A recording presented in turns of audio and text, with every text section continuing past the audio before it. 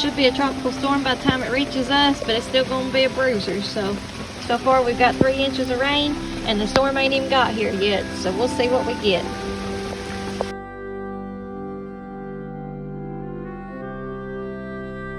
We're at 1 inch. So this is already a total of 4 inches. So we'll see how much more we get off the hurricane.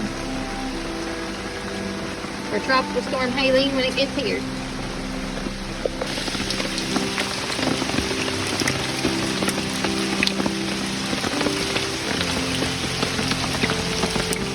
Y'all, Hurricane Helene has just landed in Florida, and we are now up to 2.5 inches.